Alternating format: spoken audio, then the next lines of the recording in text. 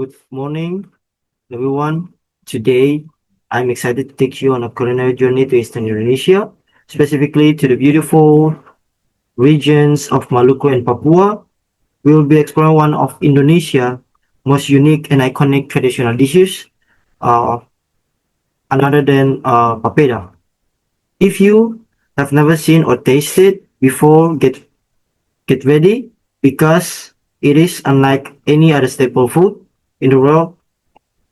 Okay, move to the next slide. Okay, you can see. Let's start with the basics.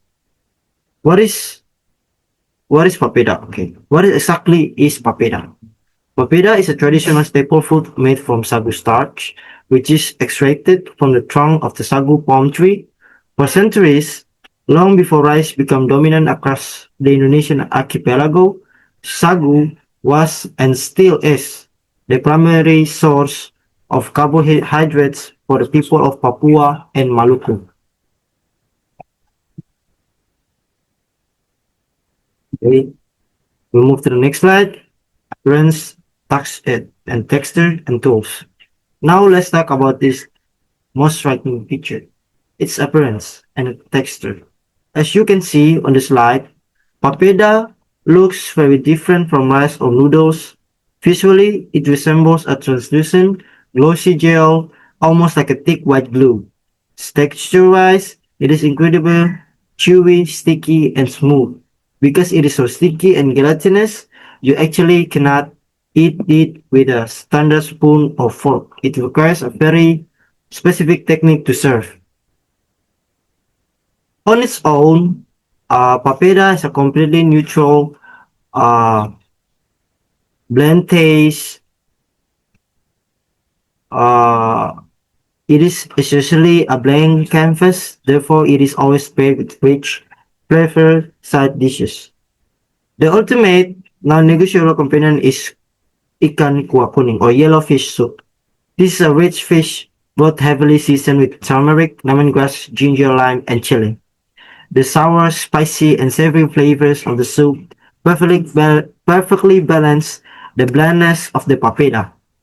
Often, it is also served with a sayuganemu, a stir fry of young melinjo leaves and papaya flowers to add a refreshing, crunchy texture to the meal. The art of eating papeda. Eating papeda is not just a meal. It is an art form to serve it. You use a pair of special wooden or bamboo sticks called gata-gata. You hold one in each hand, immerse them into the bowl, and twirl them quickly to roll a portion of papeda into a neat, round globe. Then you quickly transfer it to your plate, which is already filled with yellow fish soup. And here's a fun fact about how to eat it. Because papeda is incredibly smooth and slippery, locals typically do not chew it much. Instead, you simply slow it directly.